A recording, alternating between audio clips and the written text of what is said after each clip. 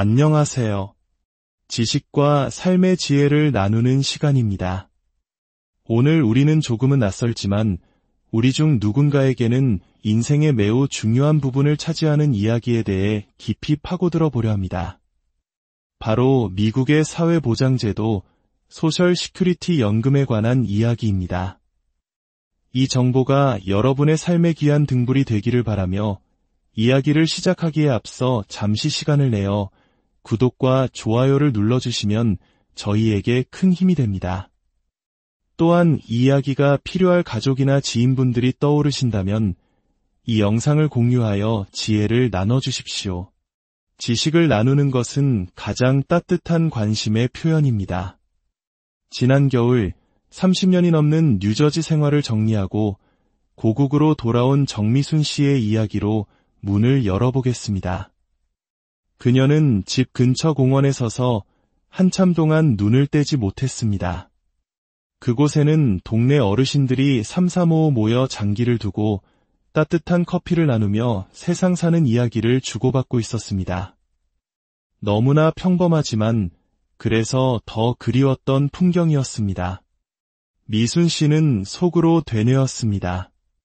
미국에서는 늘 혼자였는데 낯선 땅에서 30년, 청춘을 바쳐 일했고 성실히 세금을 냈습니다.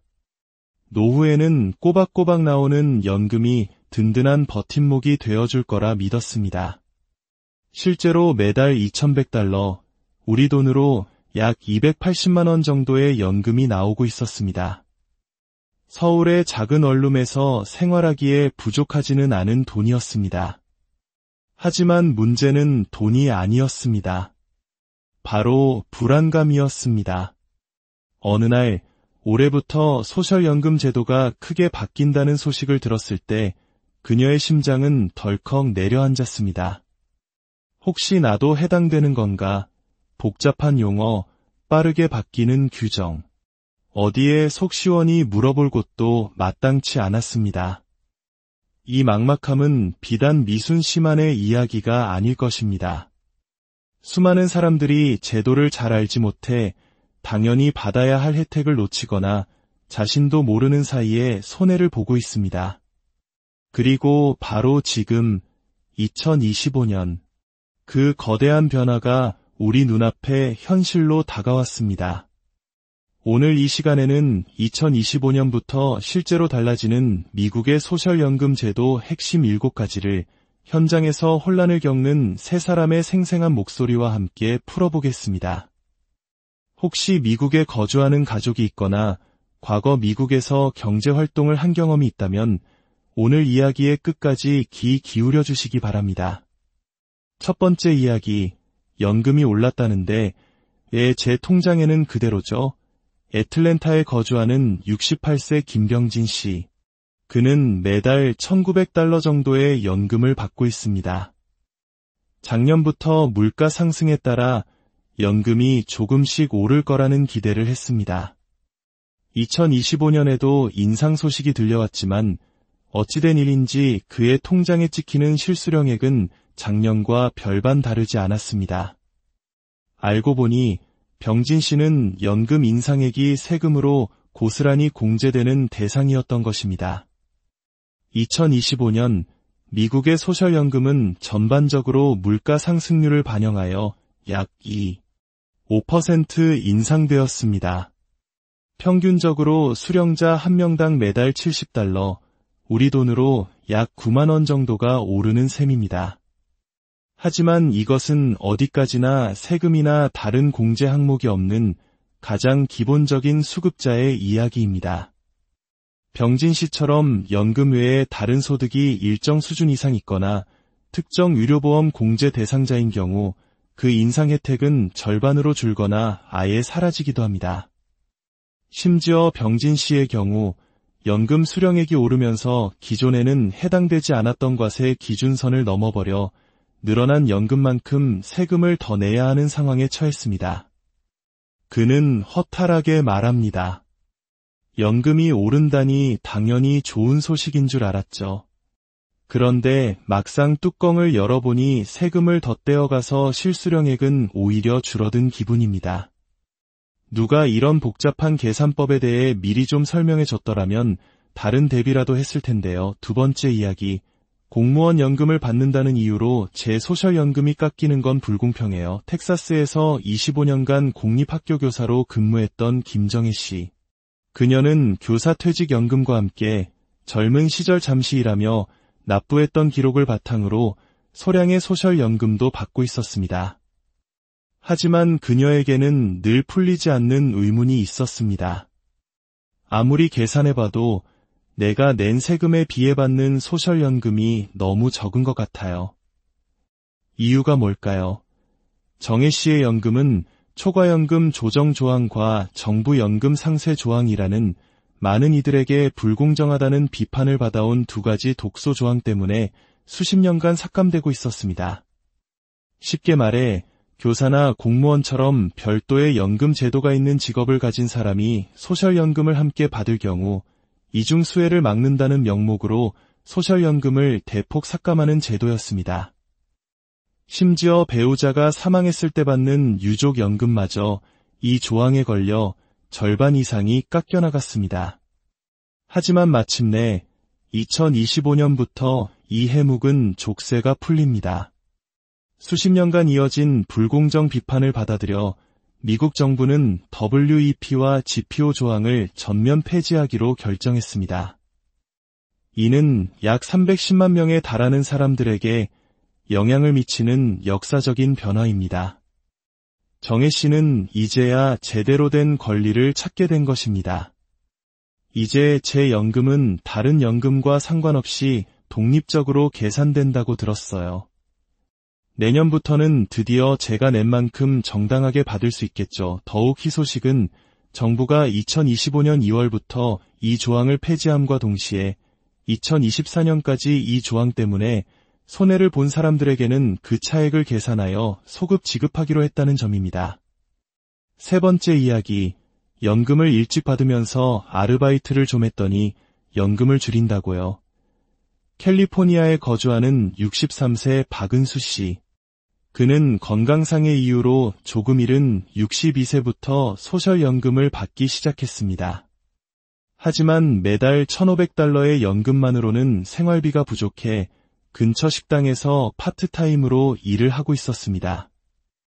그러던 어느 날 그는 사회보장국으로부터 날아온 편지를 받고 깜짝 놀랐습니다. 일을 해서 번 돈이 일정 금액을 넘으면 그만큼 연금을 줄이겠다는 내용이었어요. 저는 정말 처음 듣는 이야기였습니다. 소셜연금은 정년이 되기 전에 연금을 미리 수령하는 조기 수령자에게는 연간 소득 제한을 둡니다. 이를 통해 버는 돈이 정부가 정한 한도를 넘으면 초과된 소득 $2당 연금 $1를 삭감하는 방식입니다. 열심히 살아보려고 일을 더한 것이 오히려 연금을 깎는 결과로 이어진 것입니다. 2025년부터는 이 소득 제한 한도가 소폭 상향 조정되었습니다. 일반 조기 수령자는 연간 $23,400까지, 그리고 정년을 맞는 해에는 $62,160까지 벌 수 있습니다. 박은수 씨처럼 연금과 근로를 병행하는 사람들은 본인의 소득과 연금 수령액의 관계를 반드시 확인하고 계획을 세워야 합니다. 그렇지 않으면 기대보다 훨씬 적은 연금을 받게 되고 나중에 정상 과정에서 초과 지급된 연금을 환수하겠다는 통보를 받을 수도 있습니다. 자, 그렇다면 이 세 사람의 이야기를 바탕으로 2025년 소셜연금의 핵심 변화 7가지를 명확하게 정리해 보겠습니다. 첫째, 물가 연동 인상입니다. 앞서 말씀드린 대로 약 5%가 인상되지만 이는 표면적인 수치일 뿐입니다. 본인의 추가 소득, 세금, 유료보험료 공제액에 따라 실수령액은 크게 달라질 수 있다는 점을 반드시 기억해야 합니다. 둘째, 최대 과세 소득 기준 상향입니다.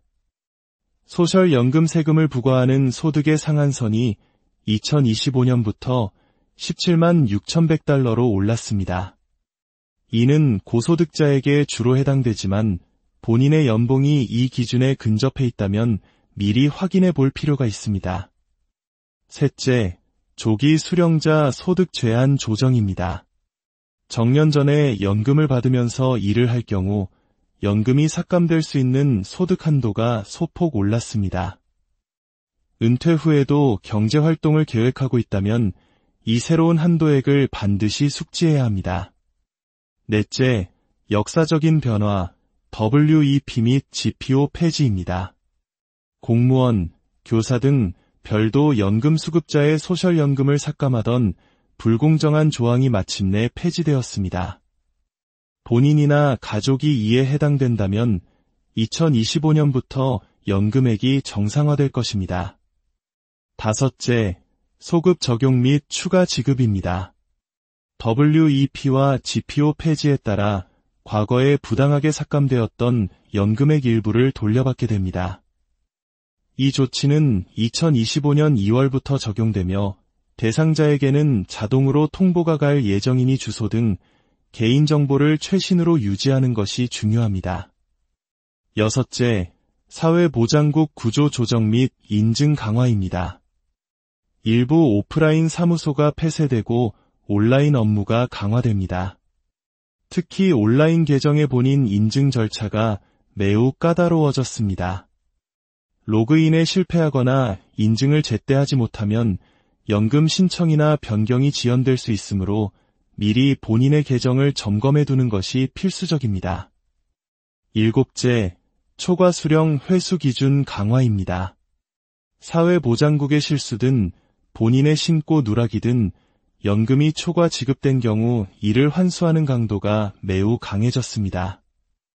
앞으로는 매달 받는 연금의 최대 50%까지 공제하여 환수할 수 있도록 규정이 바뀌었습니다. 고의가 아니더라도 예외가 없으므로 소득이나 거주지, 가족 구성 등 신상의 변화가 생기면 즉시 신고하는 습관을 들여야 합니다. 그렇다면 이제 우리는 무엇을 준비해야 할까요? 소셜연금은 매년 크고 작게 바뀝니다. 핵심은 단 하나입니다. 내가 받는 연금이 실제로 얼마인지에 줄거나 늘었는지, 그리고 그 기준이 무엇인지를 남에게 의존하지 않고 스스로 확인하는 것입니다. 가장 정확한 방법은 매년 초 사회보장국 공식 웹사이트에 로그인하여 본인의 연금 내역서를 직접 확인하고 작년과 비교해보는 것입니다. 또한 조기 수령, 배우자 연금, 다른 퇴직연금과의 관계 등 복잡한 문제에 대해서는 반드시 사전에 전문가의 상담을 받아보는 것이 안전합니다. 이야기의 시작에 등장했던 정미순 씨는 요즘 조금씩 안정을 찾아가고 있습니다. 매달 받는 연금 명세서를 꼼꼼히 들여다보며 어떤 항목에서 얼마가 빠져나가는지 하나하나 확인하고 한국 생활에도 차츰 적응해가는 중입니다. 그녀는 말합니다. 미국에 있을 땐 그저 연금이 나오니까 괜찮다고 막연하게 생각했어요. 그런데 한국에 돌아와 홀로 모든 것을 마주하니 결국 내 노후는 내가 직접 챙겨야 한다는 것을 깨달았어요. 이제야 진짜 내 삶의 주인이 된 느낌입니다. 소셜연금은 당신의 노후를 지켜주는 가장 중요한 안전망입니다. 하지만 그 안전망이 튼튼하게 유지되기 위해서는 당신이 먼저 그물을 점검하고 변화의 바람에 대비해야 합니다. 그 변화는 이미 시작되었습니다. 그리고 지금 확인하지 않으면 또 한 해의 소중한 권리를 놓칠 수 있습니다. 연금은 그저 받기만 하는 돈이 아니라 내 남은 인생을 위해 적극적으로 관리해야 할 자산이라는 인식을 갖는 것. 이것이 2025년의 변화 앞에서 우리가 가져야 할 가장 중요한